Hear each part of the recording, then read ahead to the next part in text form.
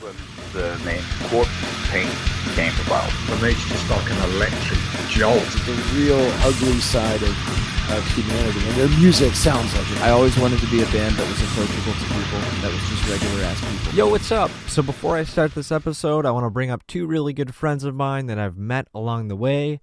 They've been the backbone and really the biggest supporters of this podcast since day one. Everything visually you see with this podcast has been done by Wither Designs and Benny Bones Art, and it could be your band next. Check them out on social media, get yourself something unique and original, and yeah, let's do this. I don't know if it ever really stopped. Even in like the early stages of COVID, they were having a lot of stuff, at a skate park outside and all this kind of stuff. So, I mean, people were trying to do stuff even in the early days. Yeah. And like, to me, house shows and DIY stuff has always been better. So to me, it was an opportunity for people to be like, all right, we should actually like do some fun stuff, you know, like, and where you're at, do they usually do like skate park shows and stuff like that often, or? Yeah, there's a skate park called Parasite down here. It has a lot of generator shows. There's a big scene for like the outdoors guerrilla generator stuff down here in the past, I don't know, 5 or 10 years. They've been doing a ton of stuff. But between the skate park, some secret spots at City Park, a couple other like little places on the levee downtown and stuff. Yeah, it's kind of it's been a thing. That's awesome. Has I Hate God done any like DIY shows like that or no? Not that I know of. I mean, I think the last kind of cool show like that they did that I know of was them playing at Juan's, like it's like a Mexican burrito place, and that was like sounds awesome. Yeah, that was like right after Katrina, so that was like 05, 06. Wow. So. Yeah, there's a place near me. It's literally like an Italian restaurant. You watch a metal show and then you go have fucking spaghetti. Oh yeah, man. Well, there used to be a spot in I want to say San Diego. It's like a Mediterranean joint, like a straight up, like kind of nice sit down Mediterranean place, and they'd have punk shows in the back, like in this like real nice courtyard with like a fancy water fountain and all this stuff. It was wild. That's awesome. Yeah, like to me, the conventional venues, I mean, they're awesome. I mean, any show is better than nothing, but like anything out of the box is awesome. Like, yeah, for sure. All right, so I'm gonna hit you with the topics that I wanted to cover with this podcast. So you ready? Yeah, man. All right, so I'm gonna hit you with a heavy one real quick, and it might take a second, but who do you think, or who do you feel is like considerably the greatest frontman or woman of all time, and why? I mean, for me, probably in terms of somebody I've seen, probably this guy Joey Gates from a band in New Orleans called the Fairies. I think they existed from like 02 to 04 or something like that. He was great. Total fucking weirdo, freak, punk dude. I love it. Loved his lyrics. Pretty much every band, everything he's done has been awesome. Yeah, he's definitely it for me. Like he was incredible. In terms of people I haven't seen, probably Sam McPheeters, I would say, from Born Against. Okay. And I've only seen like YouTube videos. Born Against was like a little bit before my time, I guess, in terms of like them playing shows and stuff. Right. So I never got to see them. No, when you say the first person was like out of the box, was it like the band like Daughters? Yeah. Well, he's out of the box, meaning like he'll literally like walk in the crowd, smash his head with the microphone, like just like spit in people's face. Is it like that, or sounds like he's a little bit out of the box in his personal life too, in terms of like being a fucking shithead piece of crap. Needs to get stabbed on the street. But Joey, I don't know about spitting on people or whatever, but definitely like rolling around on the floor, face turning red. In the like sort of later years of the Fairies, I don't know if he was just getting a little phlegmier or something, but he he would and I struggle with this sometimes too. He would definitely cough up a lot of mucus, and he would be I guess he maybe wasn't a kind of person who likes to be spitting all over the stage, maybe like I am, but he would be pulling all kinds of just like gross snot and mucus like off of his face as he was playing. He'd always have a lot of crazy things to say in between songs. Somewhere between like a Mike Williams and a Sam McPheeters, like sort of like nihilistic, but with a sense of humor and socio-political slant to it, but also sort of like weird conspiracy slant to it. Like the Fairies, the first song on that Fairies record is called Federal Agents Are Storming the Compound and the Fairies Are Returning Fire. So that kind of gives you like a rough idea of like where he was sort of coming from, like lyrically. That's a name. I mean, he was. I mean, I haven't spoken to Joe. I mean, we haven't really talked in quite some time. But like, definitely back in the day, he was like into like this sort of like. I mean, I say into, but just like aware of this sort of like conspiracy stuff, and before it was like a sort of right wing QAnon thing. So, off of that, maybe other than those guys, is there any other people that have impacted your approach on music today? Like, maybe like a more mainstream artist that people would think, I don't know. I mean, impact is always sort of a weird thing because, like, I come from like punk, so I think there's always this sort of like kind of focus on being genuine rather than sort of like having like a performance or like doing a certain dance or something. You know Right. what I mean? So like I don't know. I mean, maybe in terms of like the politics, maybe like a Angel Dust era Mike Patton or something. Something where it was like a bit like less rock star posturing and more just enjoying what you're doing. Yeah. That's the one thing I can notice right away when there's certain people that like I get that attitude of just like they love music and that's that, and then there's other people where it's just like you could tell they're just like at the rock star shit, and it's like, come on, man, cut that out. Yeah, I mean, like I don't know if you ever seen that band Deaf Heaven, but oh yeah. So I've talked to the bass player. So like I caught them kind of early on. That was a band that I really liked the demo, and I think when I saw them play, they were touring either off that demo or off of Roads to Judah or whatever the first record's called. Mm-hmm. And like that was a band where there's a little bit too much of that sort of like, I don't know, like performance. You know what I mean? And right. Like I'm just not I'm not as drawn to like those bands or that music kind of stuff where it's like I'm more drawn to like punk and like seeing a band play on a floor and interact with the audience like a real person rather than some like theatrical thing where they don't. Well, I mean, if I want to see something theatrical, I'm gonna go see a play. You know what I mean? I'm gonna go to the theater. I'm not looking for that with like the music. I'm looking for like a real and sort of like visceral response. It's hard for me to like care that much about a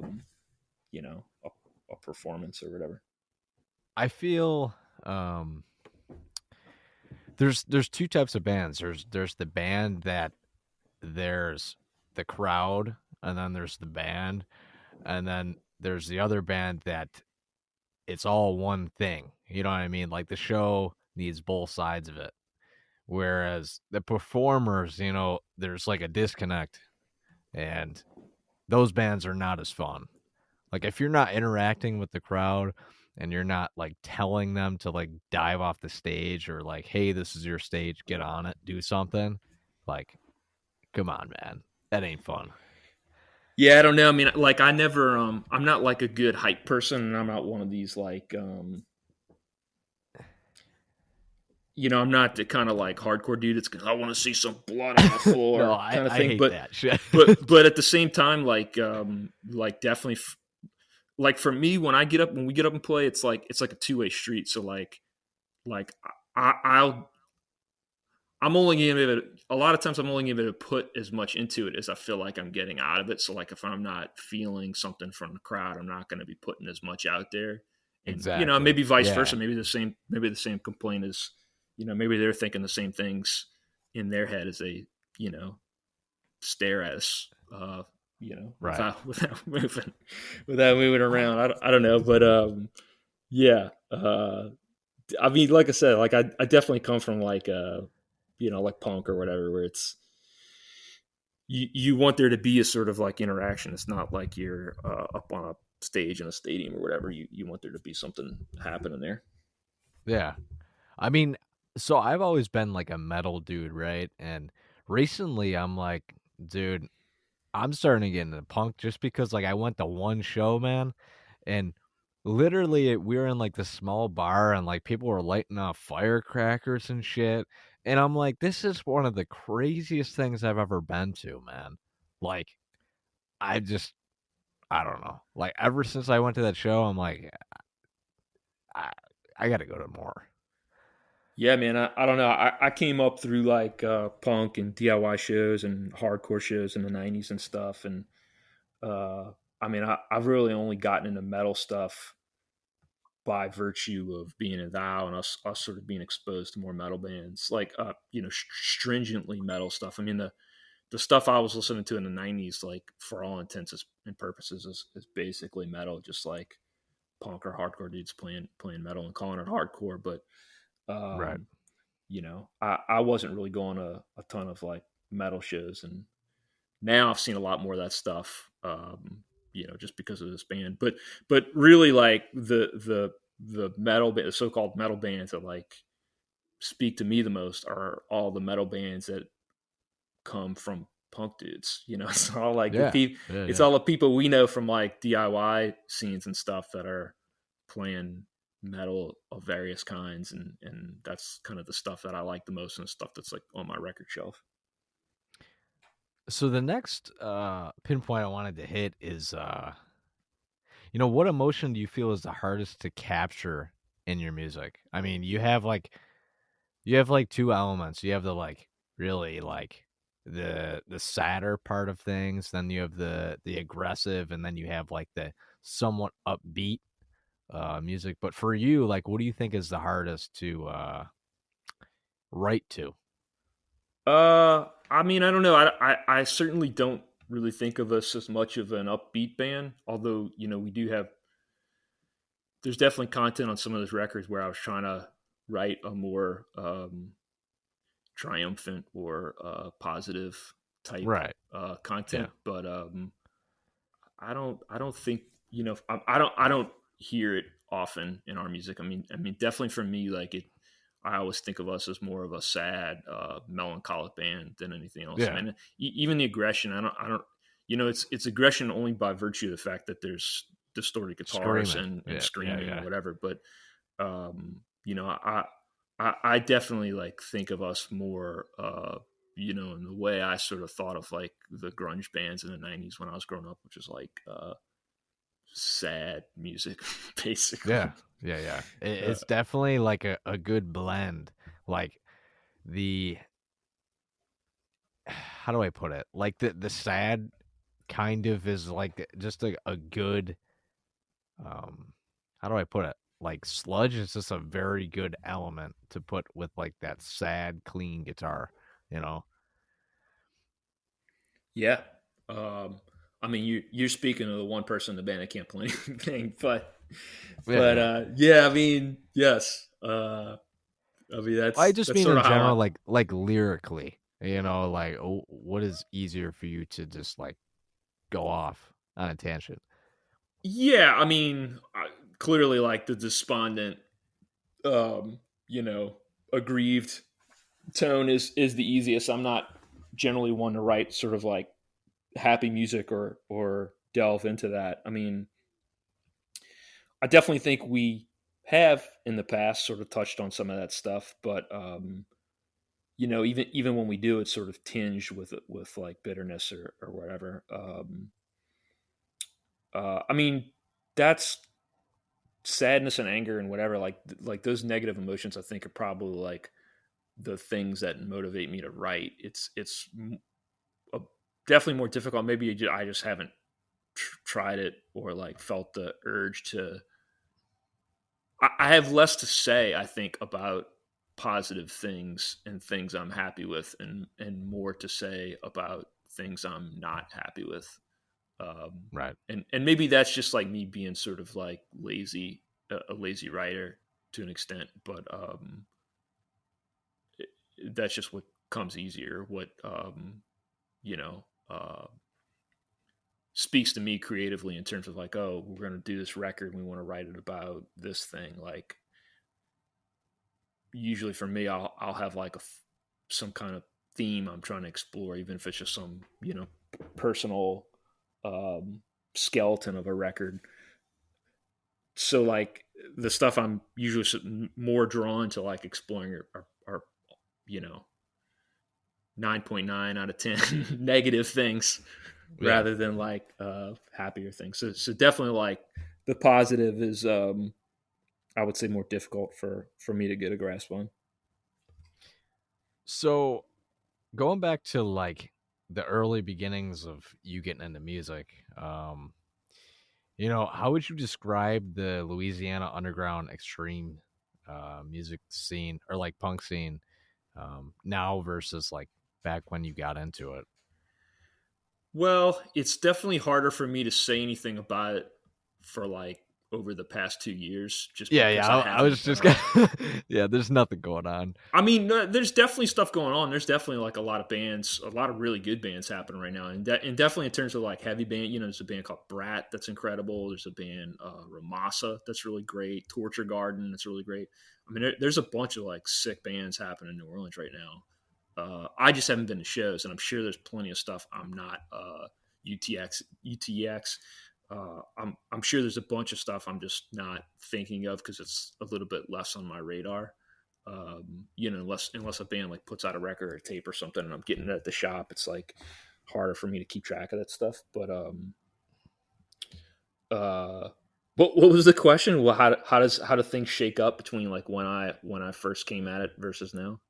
Yeah, like so where I'm from, Rochester, well, Buffalo, but I usually go to Rochester. Like, there's always like the same people that go to the shows. Like, there is for sure 100% like a scene.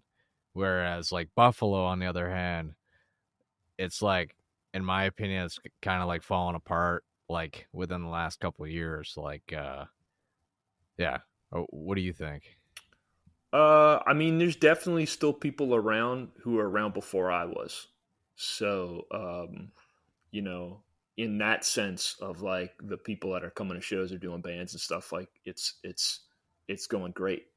But New Orleans is not, New Orleans is like a small town. It's like not really like a big city or whatever. And there's also sort of a high attrition rate because there's so many people, so much of like punk and all of the music scenes here are like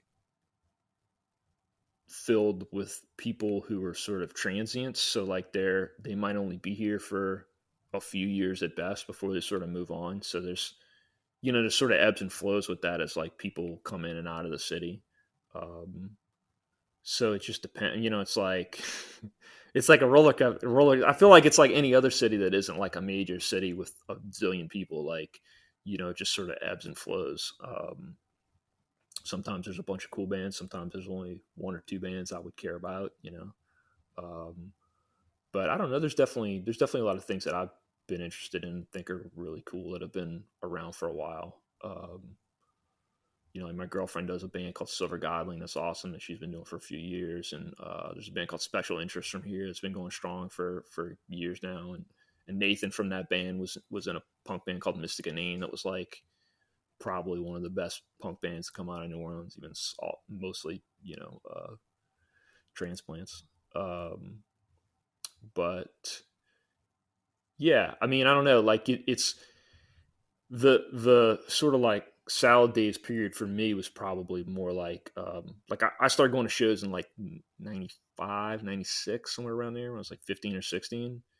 Uh, and then like the sort of like golden period for me would have been like 2002 to 2004, just because there was like a handful of bands I really liked in like my immediate friend group Mm-hmm. that I thought was really good and sort of like have stood the test of time for me. The Fairies was one of them, and there's a band called Rat in a Bucket, and a band called Gathered Here, and yeah, there's just a bunch of cool stuff. Hell yeah. So it does sound um like there is definitely a scene. Like when I was talking to I Hate God, he just said like in general, like that your location is specific, like it's not very like I don't know, like popping. And I'm like, I don't believe that because like some of the best bands have come out from that area, you know. Well, New Orleans is a funny place because like New Orleans is like a hard place. You know, if you're a local band, it's a hard place sometimes to become like a big deal here, where people give two shits about you. And Mm-hmm. like I think like part of the success of like Thou and I don't know if you know the band Pairs, that's from here. They're like a punk band from here. Like part of the success of like our bands has been to like not worry about New Orleans, to just like write records and record records and put stuff out and go on tour and like, you know, sort of like Get think right out. well, Yes. just think more globally than being too worried about sort of making it in the New Orleans scene first, because New Orleans is like traditionally like 3 to 5 years behind the times and like whatever's cool in the rest of the world, you know. So Yeah. like Yeah. New Orleans will catch up, you know. If you go make a name for yourself somewhere else, New Orleans will Yeah, eventually catch people up. people come back. Yeah. So like it's not really worth it to like, Push you know, hard. well, Yeah. it's not worth it to sort of like spend the those early years where you're like filled with the most energy, you know, just banging your head against the wall in New Orleans. New Orleans will just where, you know, just get worn out doing that down Yeah. here. Whereas you Yeah. can go on tour and stuff and have a better time exploring all these other cities and then sort of like come back. Yeah, it's literally like man, if you work out Monday through frickin' Friday, you can still do a weekend run, man. Like Sure. people think that like for me, like if I wanted to play a show on a Saturday night, I could be in New York City. Yeah. Like I can make it there. Um Yeah, in but New Orleans, people think of New Orleans as sort of like a little bit off the map, but it is sort of centrally located for a lot. And you know, there's, you know, a lot of good spots in Georgia to play, a lot of good spots in Florida to play. We're right next to Texas, you know, so it's like yeah, there's plenty. Texas has been doing great for like underground metal for sure. Um, I've heard a lot of good things with Texas. Just the fact of like there is a little bit of distance, so like when big shows come about, like everybody shows up. Mhm. And yeah, would you agree with that? Have you been there? I mean, the shows we've played have usually been pretty good. You know, I couldn't tell you the last time we played Houston, but you know, definitely the last few times we've played Dallas, and pretty much every time we played Austin has always been great. You know, it's sort of hit or miss. Like you could go to like Amarillo or El Paso or something. We'd probably go play El Paso and probably still play to 10 people. So, you know, Yeah, I don't know. I don't know if it like, I don't know if it stands the test in every city, but you know, definitely like sort of the cooler cities like Austin or whatever, like you can go play and have a good show. it's But just. I mean, it just the one thing that stuck out from what you said to me is like sticking within your local scene, and you more focus on the records. It's like, man, I mean, I'm it, not. Don't get me wrong. Like, I'm not saying that bands shouldn't be involved in the local scene or shouldn't play shows or this and that. Like, I absolutely think that that's like incredibly important, and you definitely should be doing all those yeah, things. yeah, But yeah, what I'm saying is like that isn't the sort of like at least in terms of New Orleans, like that isn't the test of your worth as a band. If you play a show in New Orleans to 5 people, like you're going to play a show in New Orleans to 5 people. Like that's just how it goes. Like if you haven't played a show in New Orleans to 5 people, you probably haven't played New Orleans. So, whatever. I'm just saying, in terms of like, if you were focusing your energy on sort of like growing an audience or like trying to have some like, critical success or whatever, like New Orleans probably isn't the place to try to like do that. It's not a lot of bands, rise to the top, and even the bands that are kind of cool for a little bit or can be sort of like flash in the pan things. And it's definitely like, I don't know, who you know and who you are and the scene you're playing to and what part of town you're playing in. Like a lot of those things have more to do with if you're going to have a good show in New Orleans than, you're sort of like worth as a band. Yeah. What I was trying to get at is the fact that like nowadays bands literally like you guys pay attention directly at making a great record, right?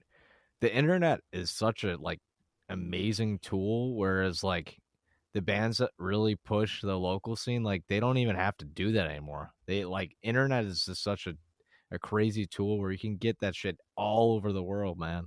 Like you don't have to like grind your local scene to make your friends love it, Yeah, I mean it's I guess it's like a sort of double-edged sword because it on the one hand it is easier to sort of get stuff out there, but on the other hand it's like it's so easy to get stuff out there that there's so much stuff out there that it's a lot harder to find better stuff. Definitely me looking for like newer stuff. It's still sort of a slog to like find it, but it's just in a different way. It's like having to sort of like parcel through so much garbage or like It is mediocre true, stuff. man. It is. Like, I mean, recently I was like, screw it, man. I'm going on Bandcamp. I'm going to try to like dive down some type of rabbit hole and find something new. And like the amount of bands that were just like all program drum basement projects, it was like a quarter to 3/4, man. Like, yeah. Well, I like some of that stuff. So like, I'm not hating on like genre-wise, whatever. Like I could find something I like in like pretty much any genre, but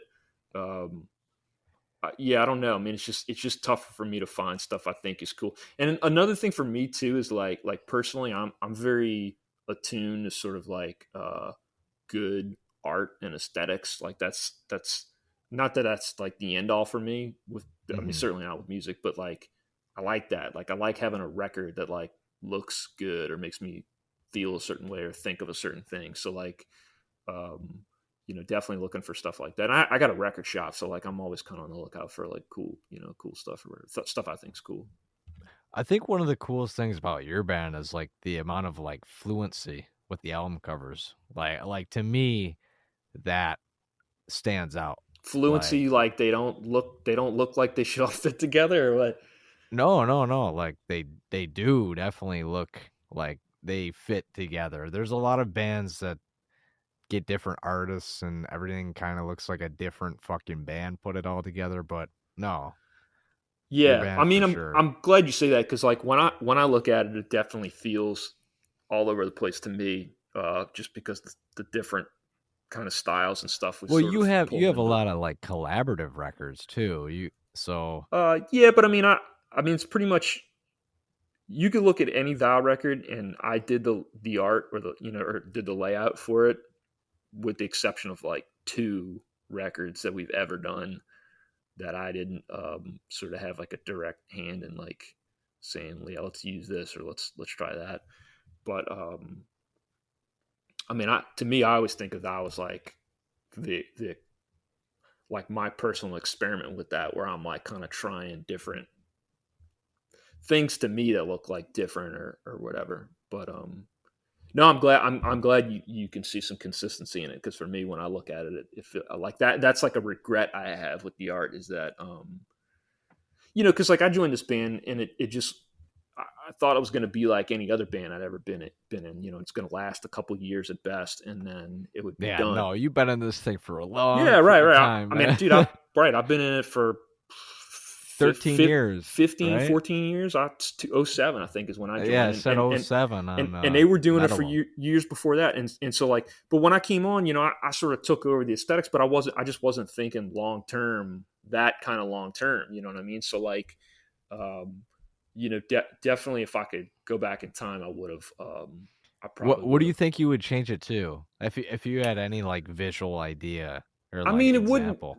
it wouldn't be far off from what we're doing. I just would. I like when bands have a very like a clearly consistent look to their stuff where you can look at the cover record with seeing no text on it, but it's this band because it looks Yes. like, what I mean? Yes. Like Iron Lung has that sort of like feel to me, and definitely like the like Lingua Ignota records have this sort of feel to me, and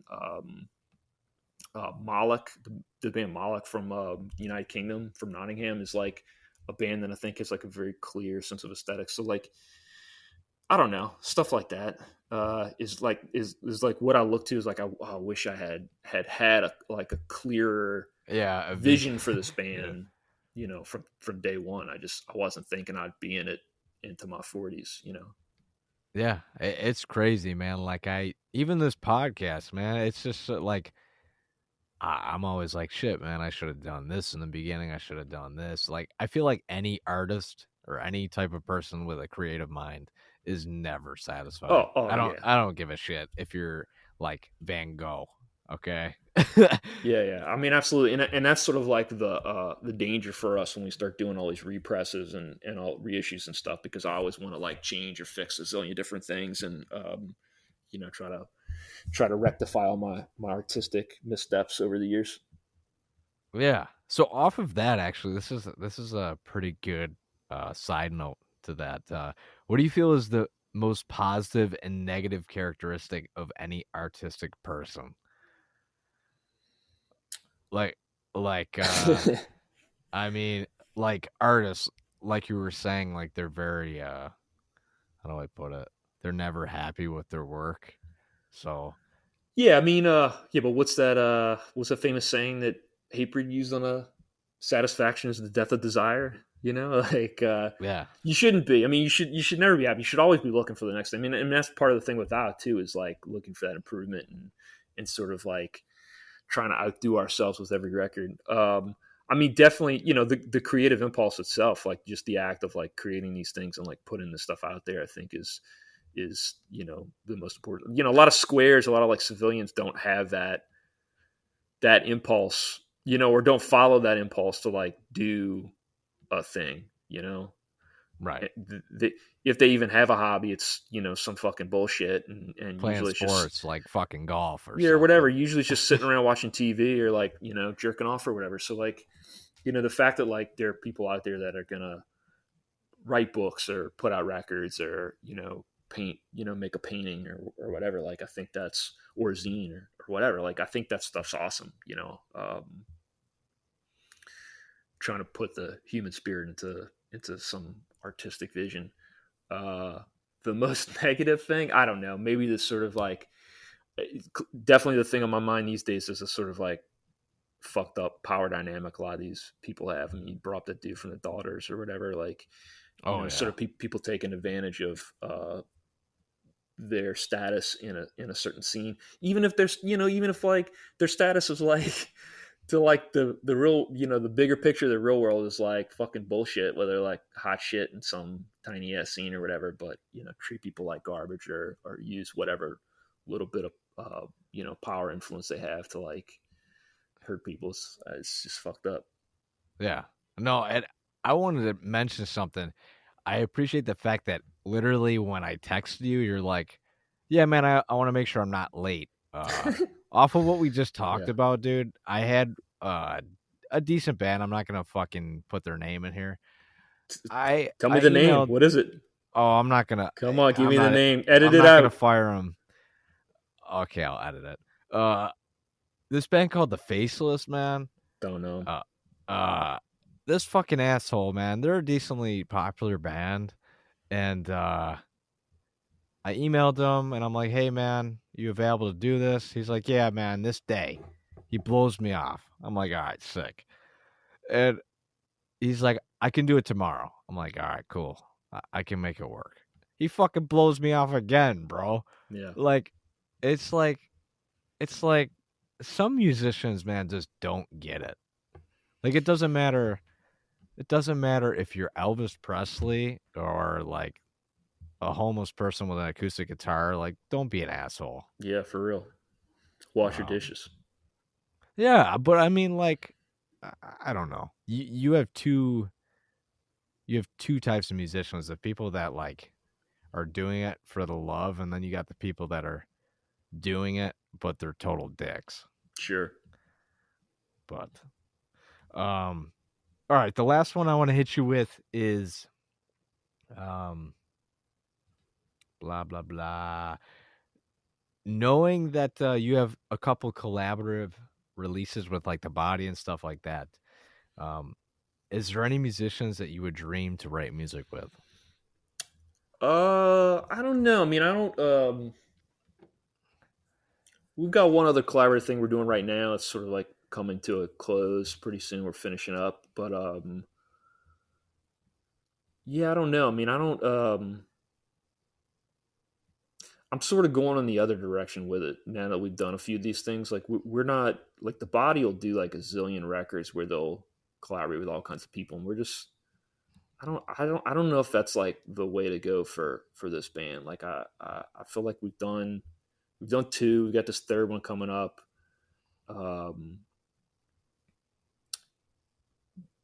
That might be it. Yeah, that's it. You know That's what I all she mean? wrote. But Yeah. you know, yeah, I always did really want to do. I thought doing something with Zola Jesus would be cool. I always sort of had it in mind to do a sort of like an industrial, like a guitar driven but industrial type record, but like a more like a pop, like a Pretty Hate Machine or Downward Spiral type thing. And I think Zola Jesus would have would be a good person for something like that. Kristen Lingua Ignota, definitely. Yeah, I don't know. I mean, I haven't given much thought to like who else we'd want to do stuff with because you know, anytime there is something like that, we just ask them. Right. You just go for it. I mean, there's not you talking about like a person outside of Like wheelhouse. Yeah, somebody that like I don't know, like for example, like Rob Halford, like somebody like extremely hard to get a hold of. Yeah, there's nobody really like that I've ever sort of thought of like fitting in to the sort of like thou meat grinder, you know, or like doing something. Yeah. I don't know. I mean, I mean, Zola Jesus seems like outside of our, you know, I think it would be difficult to convince her to do something with us, but so that's probably like of the bigger thing. I mean, there's definitely like tons of other mainstream like big musicians that I love that I'm a fan of, you know, Fiona Apple or Bjork or whatever, but Pearl Jam, but like none of that stuff's really like I haven't, you know, I'm like, oh, we need to see if Mike McCready will come lay down some solos on some of that stuff. Right. Yeah, I don't know. Just put them in the credits and act like they were part of it, and Yeah, just do right. the solo. We'll do Temple of Dog Part 2. Yeah, I don't know. Definitely, but definitely in terms of people that would like, if we had the right idea and we had some music that was coming together, or people in the band were pumped on it, like Zola Jesus, Kristen. There's this lady that does a project called Midwife. She's got a few records out on Flenser that are real good. I've been jamming that stuff real hard lately. So like that would probably be another person I'd be kind of thinking about for like that industrial thing. Yeah. That's the thing for us though. Like is like usually if we're gonna do some, you know, other than maybe like that the stuff with the body, at least the first thing with the Body, like, well, even that, like usually when we're thinking of like a collaborative record, like we're sort of trying to think of like how we can use this musician or musicians to like change, to do something different with the thou stuff, you know, Right. and then Right. we're Right. sort of like trying to write for that thing. So usually it's like, you know, we'll have an idea for like a, some kind of project that's going to sound like whatever we think or want it to sound like. You know, like this thing we're working on now is like hopefully going to finally sort of tick off that box of us doing like a black metal record. Oh, sweet. But Okay. well, we'll see. I say that, you know, that's the thing is like we you know, like we'll sort of have like a mission statement of purpose or whatever, where we're like, all right, this is what we want. This is this thing we're trying to do. And It's then gonna go the other way. well, it just, you know, it gets whittled down, or like you start working on stuff and it just goes in a different direction. You sort of have to follow, you know, you come up with a few things and you sort of have to follow that thread rather than sort of like forcing it. You know, if you're coming up with good, you know, stuff that resonates with you, you think is like good, you want to sort of follow that. So like it might not be quite the thing you set out to do, but it'll just be something else that's hopefully, you know, worth doing. Yeah. Yeah. I could just imagine like collaborating. Like the body, I feel like would be pretty easy because there's only two of them. But like getting like two full bands together, oh man.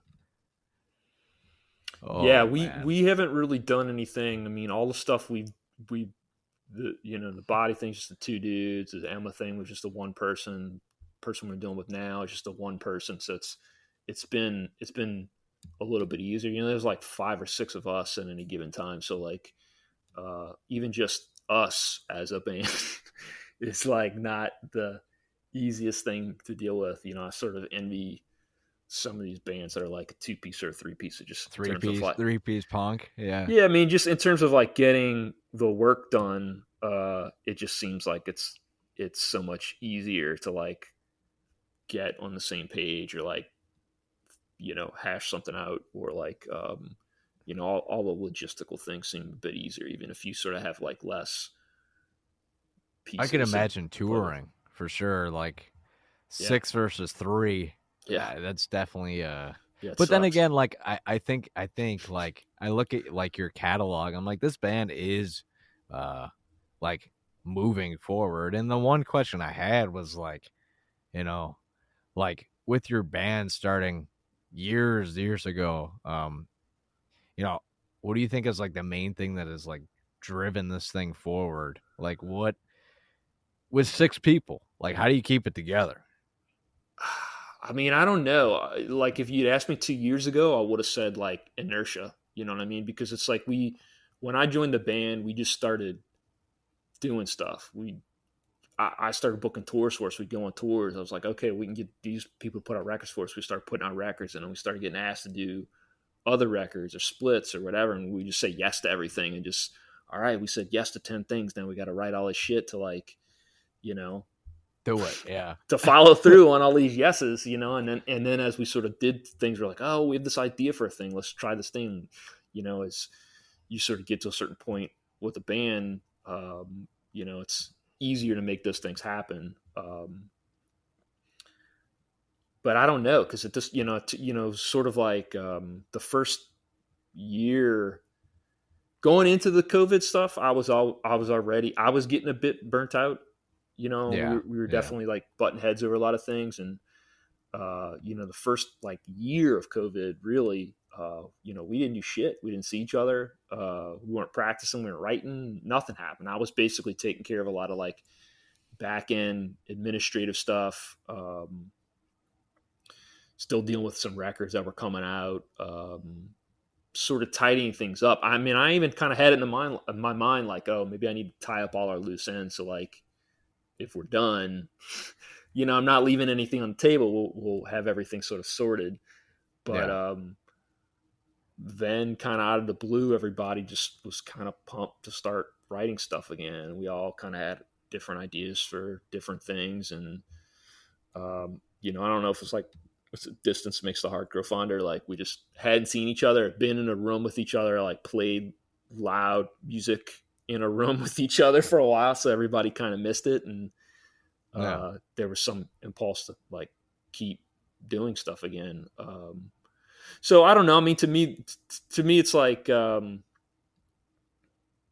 it's like the punk scene. It's like ebbs and flows with this band of like people feeling like they want to do something with it, or they have something to say with it, or even just some creative impulse they want to sort of explore. I mean, that like we've got like three big things we're working on right now, and a few like little other things, and it's all very like disparate, like it's all different. I mean, a civilian wouldn't think so, but like for us, it's all like very, it's like particular, like we have a record that's like I said, we're trying to just like black metal thing. We got another thing where we're trying to do like more like short, sort of boiled down to their essence, kind of like, rocking songs or whatever, bonehead. Nice. Dumbass like mid-tempo shit. So like, but for us, all that stuff is very like particular in how we're like approaching it, or how we're like trying to like craft the song or whatever. That's awesome. I mean, like project. I've been noticing a lot of like industrial metal bands have been like branching out into like different genres on like different records, and I'm like, that is like the coolest thing ever, because like it just goes to show like that these musicians are just not like in a box, and I feel like the second you get in a box, you're like you're just kind of expectant of what's to come next. Sure. Yeah. And a band like yours, man, like people are gonna be on the side, like edge of their seat all the time, Well, we'll see. I mean, regardless, like we're gonna do the shit that is interesting for us, whether anybody else likes it. Yeah. But yeah, I don't know. I mean, I feel like all of our stuff sounds like us. I mean, we have an acoustic record that I still think sounds like that. We have that Ray Sylvia record that's like very heavily melodic, that sounds like a that record to me. So like none of it doesn't sound like us, and I wouldn't want to do a record that doesn't sound like us, and I certainly don't want to be, like I don't want to be a metal band that's sort of like gets softer with time. I want to be a metal band that like gets heavier and noisier and more fucked up with time. That's what I love to hear, man. Well, I mean, and to me, like that's like par for course with like our peer group, the people like we think of as like our friends, or like the people that are sort of like our friends that we also sort of see as like our chief rivals, like like the Body specifically, like definitely is like the sort of archetype for like an experimental metal band. Maybe less so, but like still to a large extent, the Full of Hell, I think is like a band. Oh that man, comes up. I love that band so much. The Lingwig Notice stuff. I mean, just people who are like sort of trying to push their own creative boundaries a little bit, without sort of like compromising the like mission statement of like we're this kind of band. Yeah. Like I brought up Pearl Jam earlier, and like like I love the first, I don't know, like 5 or 6 Pearl Jam records, but like it gets to a point, 6 or 7 records in there where like the music is like so much, it's just so watered down. It's like I can't even, this band I love, I can't even listen to some of these like later era records. So it's I think of stuff like that, or I don't know, other bands that like go for this sort of like washed up sad bastard kind of stuff that I don't know. I don't want to be that kind of band. Yeah. So the last thing I wanted to bring up to you is the fact that taking a break is not a bad thing. So like me as a musician, man, it took me like fucking 2 years to be able to like write something new for myself, right? And like to be in a band, man, a year is nothing, in my opinion. Like, I mean, is that the longest break that your band has ever had, or? I mean, we took about a year off after we finished recording Heathen.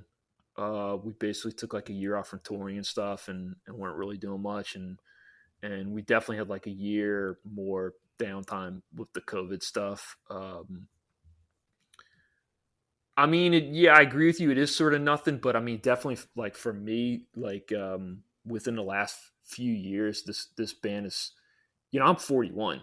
And it's like hard for me to like imagine myself 5 years from now still doing this, let alone like 10 or 20 or whatever. Like, so I don't know. I mean, definitely like the last few years personally, and I don't know if everybody else in the band would agree with this, but like for me, it has sort of felt like there's maybe an expiration date on Thou. And so like there's been more of a restlessness. Like I want to get all this, I want to tick off all the boxes, get all the shit done that I want to do while I'm still in this band, while I can still do it, while there's like the energy and the disposition for it. But I don't know. I mean, at the same time, like I try to just be happy with what we've done. I mean, sometimes if I can sit back and look at the catalog that we have now, it's like, I'm happy. Like if we broke up tomorrow, like I would still be proud, even though we would be leaving a lot of things on the table. And there's a lot of goals and ideas I have for this band. Your I surf punk record, man. Well, I don't know about that, but I mean, there's just stuff. There's still stuff I have to say, or stuff I want to explore, like musically, stuff I would like to do. So, like, there would be some like regret of not doing that, but right. Also, like, I'm always going to have another idea for the next thing. Like I it's like you talking about earlier about artists never being satisfied. Like I'm all like. Dude, I'm ready to move on to, as soon as we are finishing a record, probably before we even finish a record, I'm already thinking of like the next 2 or 3 things I want to do, and like sort of trying to keep. Well, I mean, I feel like that's the way you sort of have to be to like be invested in a project and keep the thing fresh and whatever.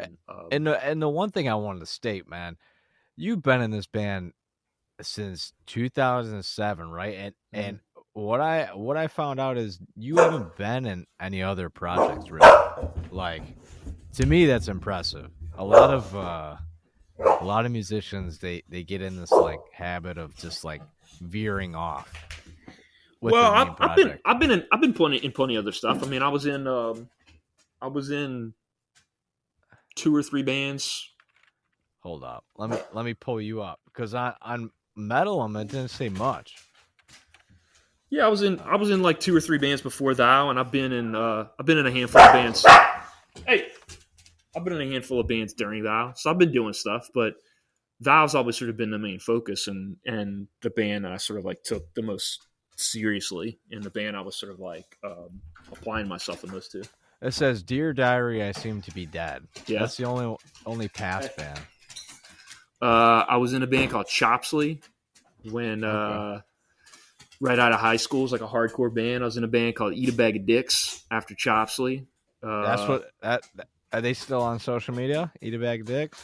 There was no such thing as social media when Eat a Bag of Dicks was the band. I think. Okay. Not even MySpace. Friendster would have been the thing. Pre-MySpace. Oh, okay. I don't think MySpace was around when Dear Diary was around either. I was in a band. I moved to California for about a year after Katrina, basically like right before I moved back and joined Thou. I was in a band called Path of Daggers, Crown of Swords. We never did anything, but we have like a record recorded. While I've been in Thou, I was in, let's see, we got Chopsley back together. I was in a band with Andy called Bryan Funck. I was in a band after that called Bloody Mummers. I'm in another band now called The World is a Vampire. Maybe that's it. A couple of failed bands during that period where we practice and write a bunch of stuff and then just, wasn't gelling or give up on it or whatever. So when you were in California, did you feel like you were out of place when you came back home? Or like a lot of musicians go out there specifically to be in a band, right? I mean, I went out there because Katrina happened and there was like no work or like power or infrastructure in the city. Yeah. But, I mean, Out of place, I guess. Yes, but that wasn't why I moved back. I moved back because I was sort of like homesick for New Orleans, and I was living in Oakland, Bay Area, and there it was like my involvement in like punk or whatever, like DIY culture was like less needed than it was here. I'd come here for like to visit or for vacation or whatever, and I'd put on shows while I was in town on vacation. I'd have like be doing shows while I was on vacation, and like volunteering at the anarchist info shop and stuff. So there's just a lot.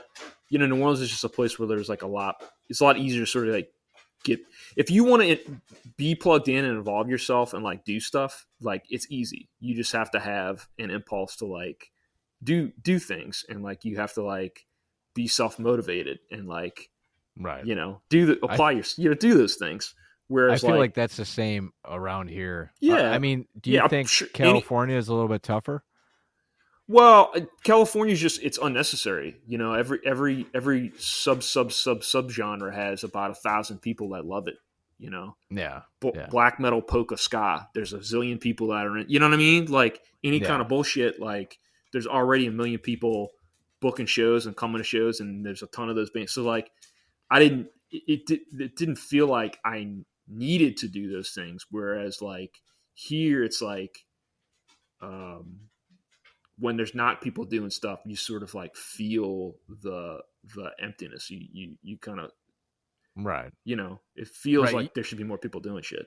You feel, to me, like I'm going to try to start hosting shows, and that's literally just because I'm like, I don't know, like to me, like you said, it's like a need, but at the same time, it's like just something new.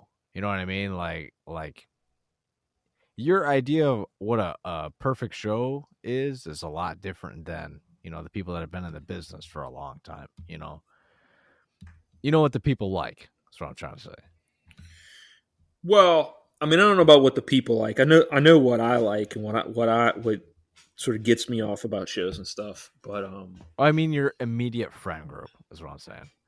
Yeah, even there, maybe I'm more of an outlier. But yeah, I get what you're saying. But yeah, I don't know. I mean, definitely there was something here. I mean, living in California was great, and it was fun, and I saw like a lot of cool shows. And if I'd stayed, I probably could have gotten involved with some cool things. Like Gilman Street was still like real cool at the time. There's a bunch of cool people working over there and stuff, and I was sort of like slowly making my way into that. But and then like being in a band or whatever over there is like especially the Bay Area, I think is like maybe a bit easier because there's a lot more opportunities to like play cool shows and play with like good serious musicians and do all kinds of stuff. So like in some sense it's a lot easier. And there's like a lot of built-in scene stuff where you can play to a lot more people a lot quicker and a lot easier and blah blah blah. But I don't know. Maybe there's something like sort of masochistic about my personality where like I feel like it's not, if you're not sort of like suffering for it a little bit, yeah, it's worth a little bit less, or it's like not quite as important. I guess what I was trying to say before I like stumbled was I feel like where I'm at, and it's probably kind of the same feeling for you, it's just something to work towards. You know what I mean? Like my location in specific, like there's potential, like there is a scene, but there's limited or minimal amount of like activity going around. I mean, like, look, don't get me wrong. Like in my old age, I'm like a little bit less inclined to like be as concerned about like shows and bands and this and that. And part of that too is like, like I put on shows for like 20 years and doing that in New Orleans is not fun.